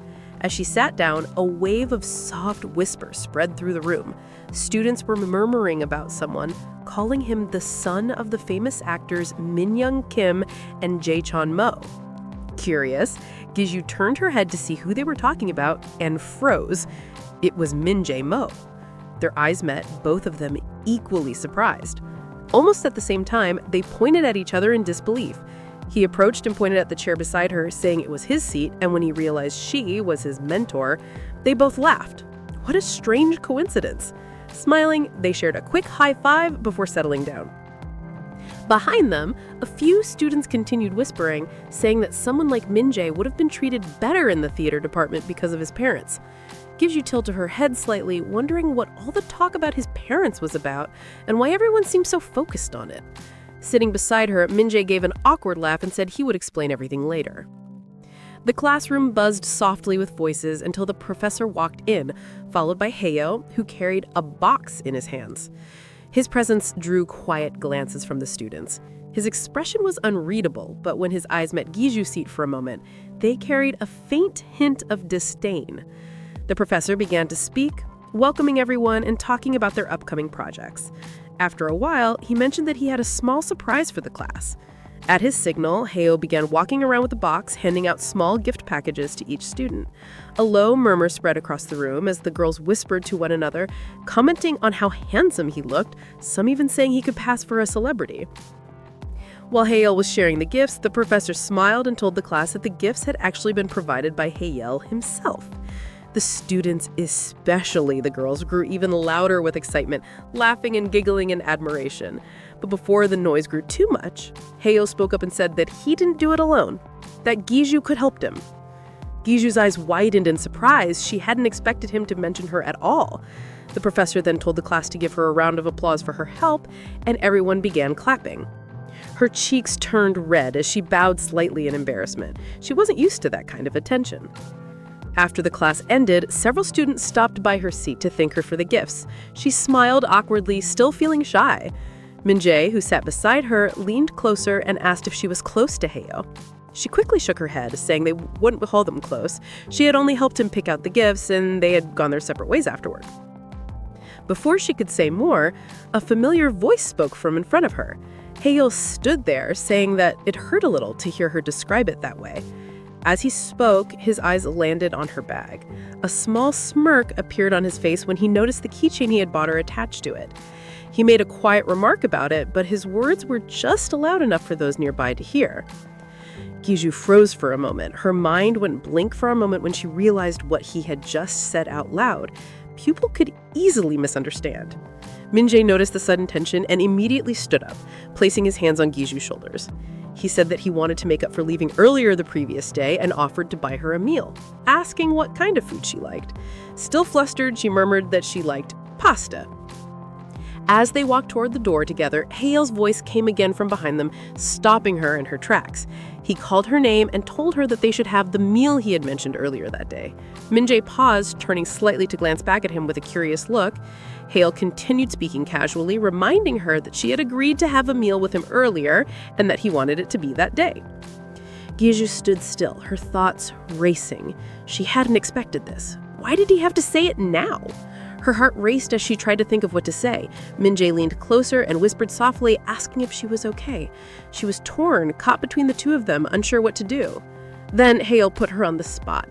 He said that the choice was hers. She had to decide who she wanted to eat with. That's it, guys. Looks like we've officially got a battle on our hands. Grand prize, the key to Giju's heart. The room had gone quiet again. Both eyes were on her, waiting to see what she would do, and for a moment, Giju could only stand there, frozen between two choices that suddenly felt far more complicated than just a meal. They were both putting her in a tight spot, and she didn't know what to do. Then an idea came to her. She suggested that they all eat together, everything on her. Hail looked surprised, and Min-jae seemed unsure. With an awkward laugh, she turned around and started walking away. She'd rather eat with the both of them, even if it would be a bit awkward. At the restaurant, as they were about to order, Giju looked at the menu and almost screamed in her head when she saw the number of zeros beside each meal. Min-jae looked shocked too, wondering why Hail had brought them to such an expensive place. Hail sat calmly, acting like it was nothing, then said that he had thought about it and decided he should be the one to pay. Giju felt bad since she had offered to treat them, but Hail told her it was fine and that she should just let him pay. Hail 1, Min-jae 0. When the dessert arrived, Giju started eating right away, trying not to look awkward. Hail watched her with a small, proud smile. Moments later, the waiter arrived with the main course, mushroom cream pasta. She didn't know mushrooms were on the menu. She then used her fork to pick out mushrooms. Min-jae noticed this and asked if she didn't like them. She said she just didn't like the texture. Min-jae, being a gentleman, offered to help her pick them out. She tried to refuse, but he laughed and started anyway, saying it was no problem. She thought to herself that maybe that was why he had such good ratings. He paid attention to everything. 1-1. Game on. Seeing this, Hail whispered something to the waiter. Before Min-jae could return her plate, the waiter came back with another dish and placed it in front of her. She looked up, confused, saying she hadn't ordered it, but Hail calmly said that he had ordered it for her. Tomato pasta, since it was the quickest meal on the menu. Min-jae glanced at Hail like, seriously, bro? While Giju looked at the two plates in front of her. He just bought her another plate, and Min-jae just finished picking out the mushrooms. She was unsure of what to do. After thinking for a moment, she decided to eat both. As she hurriedly ate, Min-jae warned her she might get a stomachache and didn't have to finish everything. Hail said the same thing, but she just kept eating until she started coughing. Min-jae quickly reached out and handed her a glass of water, while Hail quietly watched her from across the table. After the meal, they stood outside the restaurant together. Giju thanked Hail politely, though she couldn't stop rubbing her stomach. Eating 2 plates of pasta had left her feeling full and bloated, but the two guys didn't seem to notice. Hail asked if she was heading home, and when she said yes, he suggested that they share a cab since they lived in the same direction. Giju, flustered by the thought of being alone with him, quickly said that she had forgotten something at school and needed to go back for it. Before Hail could say more, Min-jae mentioned that he also had to stop by the school and suggested that they go together. Giju agreed almost immediately. She bowed her head slightly, thanked Hail again, and walked off with Min-jae by her side. Hail didn't say anything, he just stood there quietly, watching them leave. Seems like Min-jae has edged this round. As they walked back to school, Min-jae told Giju there was something he wanted to say earlier but couldn't because Haeol was there. Curious, she asked what it was. He told her that if she was free that night, he wanted her to watch a movie with him. She stopped for a moment, surprised, as he pulled out 2 movie tickets from his pocket. He explained that she once said she liked the book The Sound of the Ocean. When he heard it was made into a movie, it immediately reminded her of her. She was taken aback. He actually remembered something so small she had said before. They kept walking and talking, and then Min-jae suggested they could even go right then. He told her to wait for him by the school gate while he went inside to pick up her things. After some time, they were both sitting in Min-jae's car. Giju asked about the car, and he told her that he usually parked it near the school gate since he didn't drive it around often. Hearing that, she began to think maybe the rumors about his parents being famous actors were true after all. If they were, it explained a lot. They must be rich. Her thoughts were cut short when Min-jae suddenly said they had arrived. She flinched and looked ahead, her eyes widening when she realized where they were. It was a drive-in theater. She had never been to one before and couldn't hide her amazement. And it turns out it was his first time too. She told him she'd get them popcorn first, but before she could step out, Min-jae stopped her and handed her a small pack of digestive aids. She stared at it, surprised, and told him she didn't have to. He just laughed softly, saying it was because she had eaten too much pasta earlier. Then he offered to open it for her. As he did, she found herself sinking into thought again. Lately, Min-jae had become the person who filled her mind the most. He was the kind of man everyone described as perfect. Even his exes gave him high ratings. Now she understood why. He handed her the pills, and she took them quietly, still lost in her thoughts. He was good-looking, came from a wealthy family, and had a warm, considerate heart. She couldn't help but wonder why someone like that was being so kind to her. Her eyes drifted down to the ring on her finger. Maybe it was the ring's doing. Maybe it was trying to make up for her terrible luck with men, giving her a chance with someone genuinely nice for once. She was lost in her thoughts until Min-jae suddenly pointed to the screen, telling her the movie was starting. She turned to watch. As the screen's light flickered across the parking lot, her thoughts slowly wandered. The space around them felt quiet. So quiet that the only sounds were the soft hum of the car engine, the distant voices of the actors drifting through the speakers, and the steady rhythm of their breathing filling the car. Feeling flustered, she glanced at the car next to theirs. Her cheeks heated up as she caught sight of a couple kissing in the car beside them. She gasped quietly, wondering why they would be doing something like that there. The image was stuck in her head, and she couldn't concentrate on the movie anymore. When she turned back, Min-jae was already watching her from the rearview mirror. He leaned in slightly and asked if the movie was boring for her, adding that she looked distracted. She didn't answer, looking flustered. Then he reached out and gently touched her forehead, asking if she had a fever. Her heart skipped. He was too close. Before she could move or say anything, he leaned in even closer. His voice softened as he said that there was a reason he brought her there that night. He didn't wait for her reply before continuing. Just as he was about to speak, her stomach growled loudly, breaking the moment. She gasped, clutching her stomach, and sweat formed on her forehead.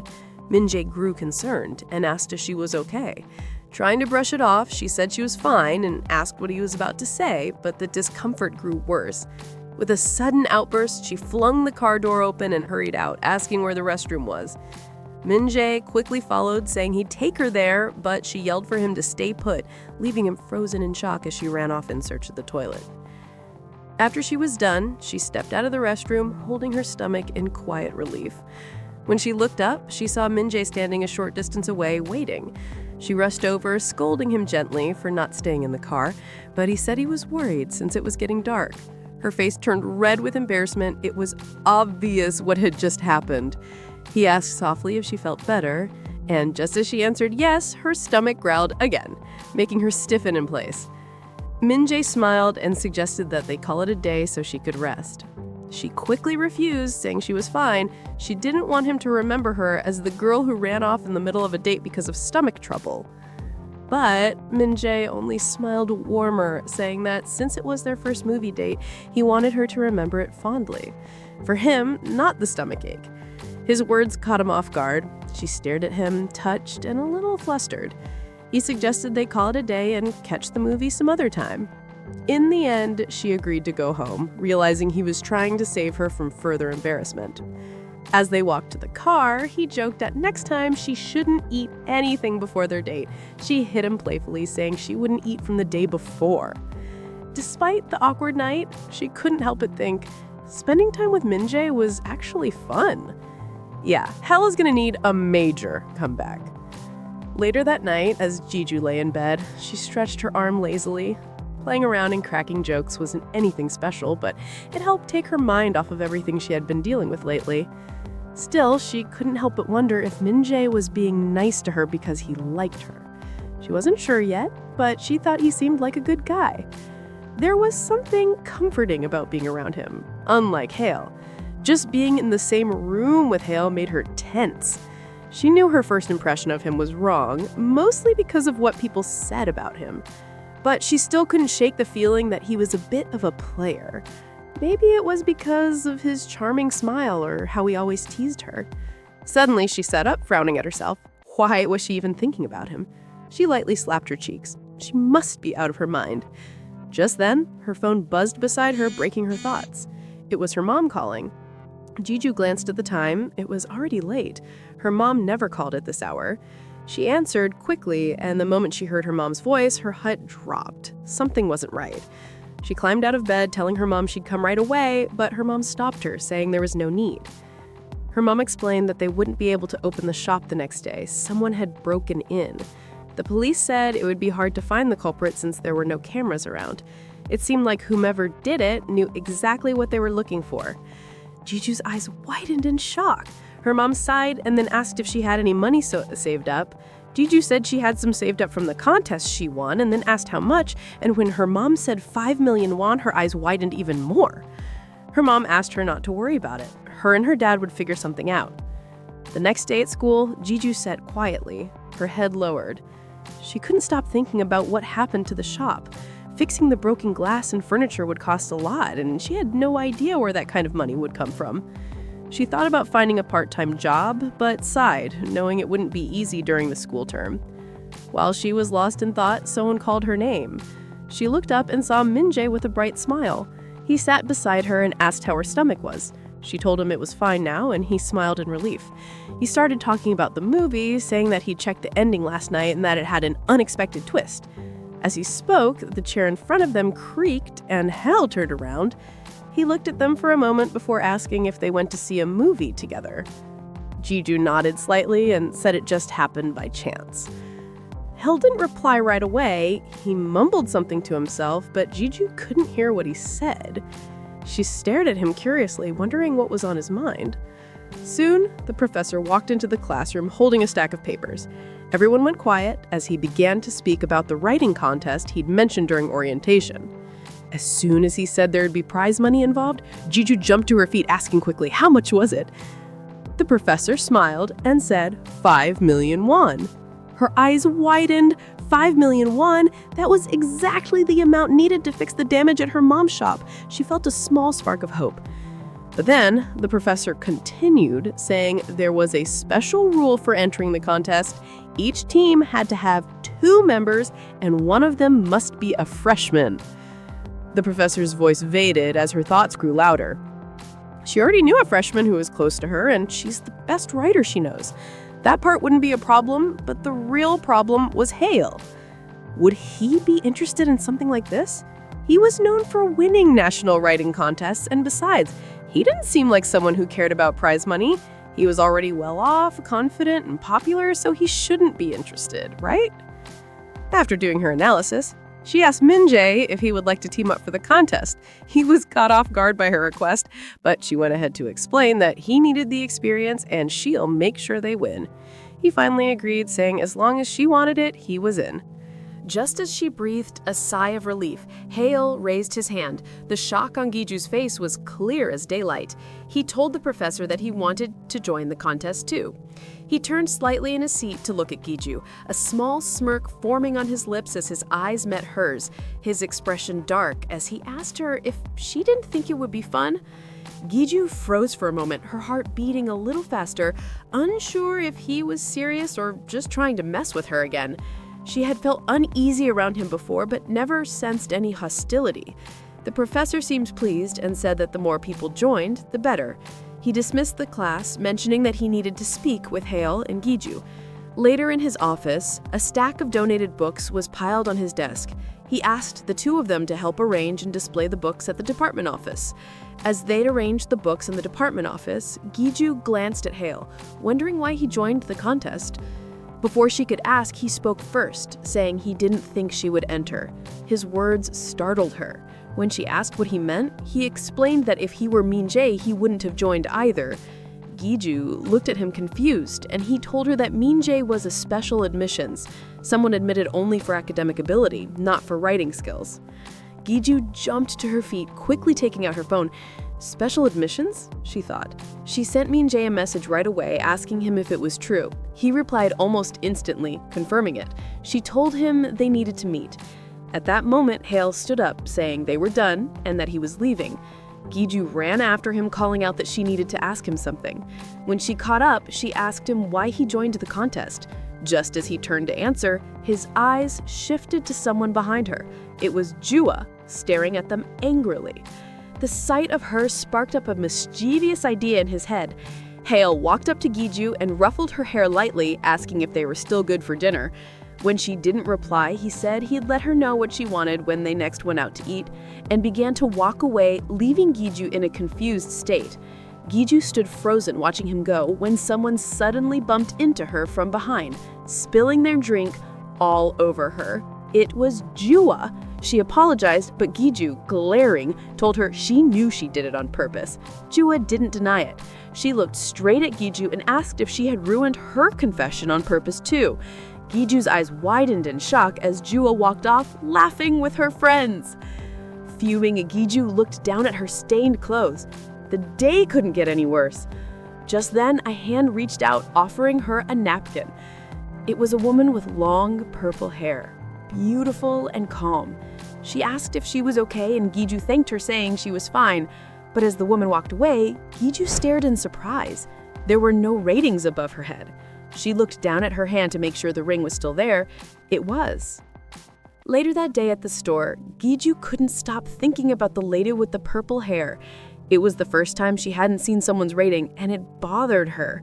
She wondered why she didn't get her name at least. Just then, Min-jae walked in. He looked around the shop, and he was sure it couldn't be open because of how messy it was. When Giju mentioned it was her parents' store, he switched up and asked if it was a new design. Giju gave a tired smile and asked if he meant it looked like a miss. He shook his head, saying he didn't say that. She clasped her knees together, hesitating for a moment before speaking. She told him that she needed to borrow some money and planned to repay it with the prize money from the writing contest. She added quickly that he was free to say no if he wanted. Min-jae told her that it was fine with him, but they had to win first place for that to happen. Giju nodded, relieved, but then said that since he was a special admissions, she didn't know how good he was at writing. She handed him the prompt from their school entrance exam and told him to write something based on it, telling him to submit it the next day. The next day at school, Giju's friend couldn't stop laughing at her. She teased her endlessly for being so nervous that she actually gave Min-jae homework.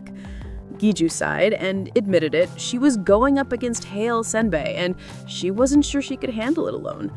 Her friend told her to find another partner instead. Giju said it wasn't like she knew any other freshmen.